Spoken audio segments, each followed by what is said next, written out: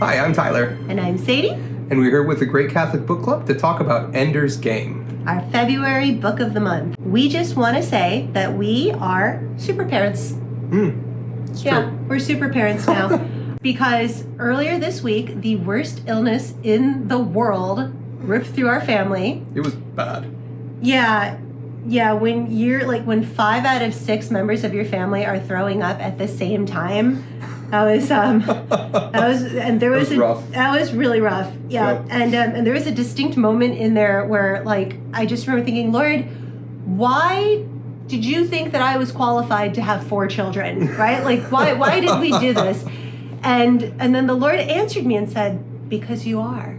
Mm-hmm. And then he put the Jay-Z lyrics into my head from Jay-Z's first album, Reasonable Doubt, track 5, Feeling It. Jay-Z is talking about doing some pretty having to live through some horrible things, but with a really good attitude. And one of the lines is, I've got the skill for this. And the delivery. So anyway, right in that moment, I was like, why? I have 4 kids and everybody's vomiting. And and why did I do this? And I says, you can do it. And he got the skill for this. And Reasonable Doubt, that's a whole other video. Yeah, I'm going to make a video about Jay-Z, Mother Teresa, and the Catholicism of hustle rap. But anyway, that's a different video. I digress.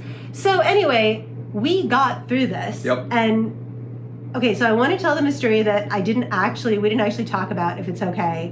So that. Oh, okay. Okay, yeah. All right. So at one point, we're all upstairs in our room. All our kids are sleeping in our bed, and we're sleeping on the floor because that's how it turns out. And he is so sick, and I hear him psyching himself up to do something downstairs. I don't know, the dishwasher had to be turned on or something. But anyway, he's laying there, and he's like, Tyler, you can get up. You can do this. You're father 4. And it was just and it reminded me of the part in Little House on the Prairie. So Little House on the Prairie is Laura Ingalls Wilder's memoirs of her life. And there's a portion in one of the books where the entire family gets malaria. So everybody is deathly ill. I think they had 4 kids at that time too. And the mom and dad, they all have malaria.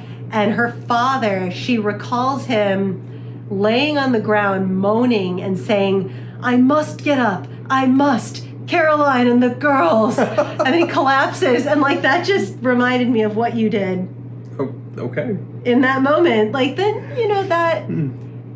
complete giving up of yourself for your children, that you as the adult will sacrifice everything. Well, if I don't, then who?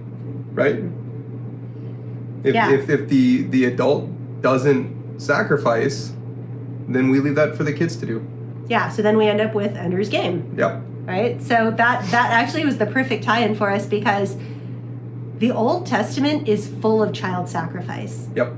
That in a rightly ordered society, the parents, the older generation sacrifices constantly for the well-being of the younger generation. So we don't put our interests first. We put the interests of the children first.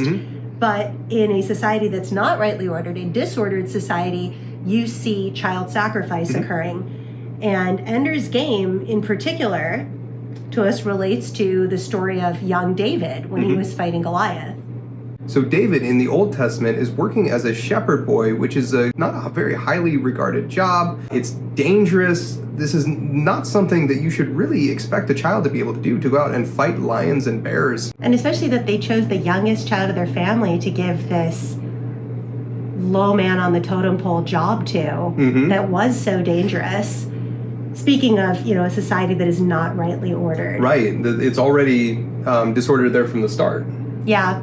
And so many stories of the Old Testament show that the needs and well-being of children are not being prioritized. And in fact, the youngest, the weakest, and the most vulnerable members of society are put in a position of having to create those barriers or guardrails of protection for the larger society. And then when their tribe is facing an existential threat, the Philistines are invading and Goliath is blaspheming against God, the adults fail completely and they all turn cowards, and that all falls on David.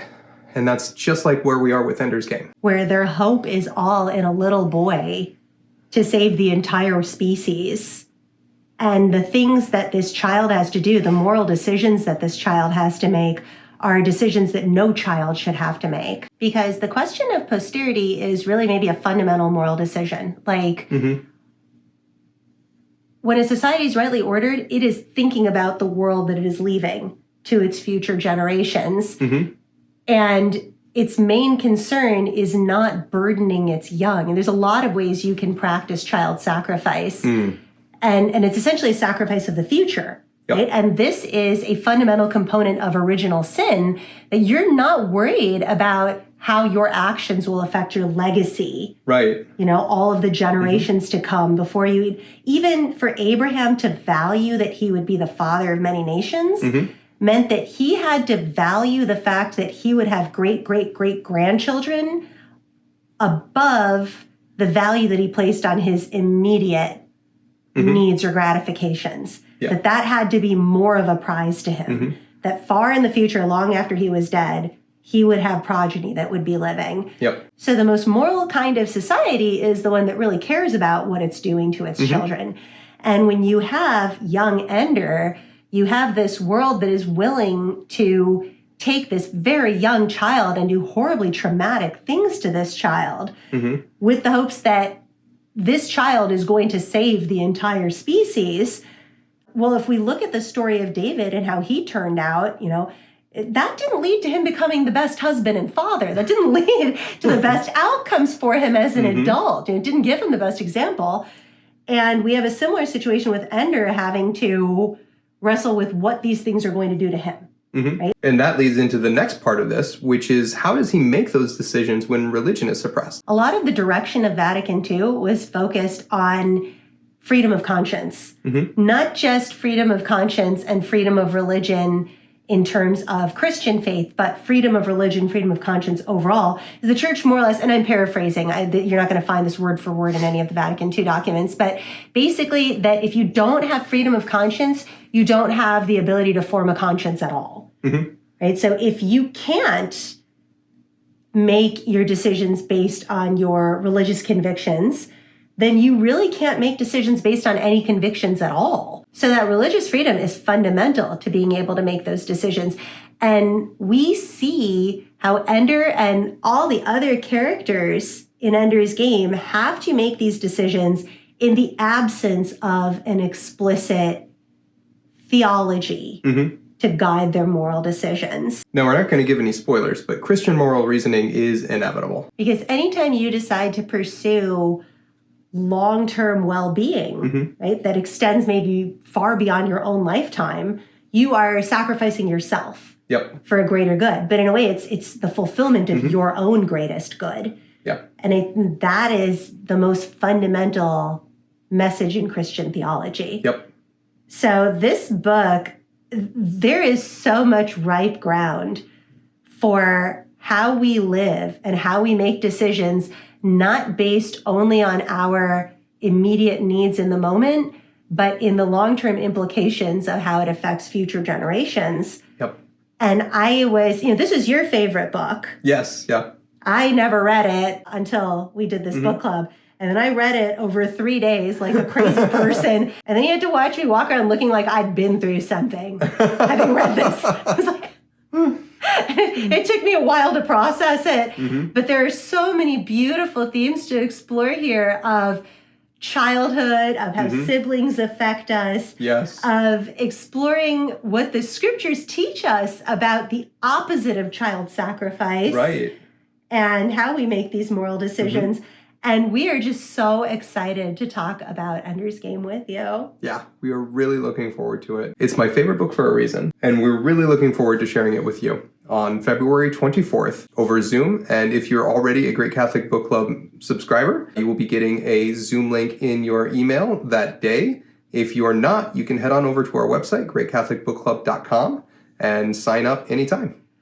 We completely forgot to talk about that in the last video. So I'm so glad that you let people know you can sign up. Our website link is in the description. So you can sign up for the book club if you're not already signed up.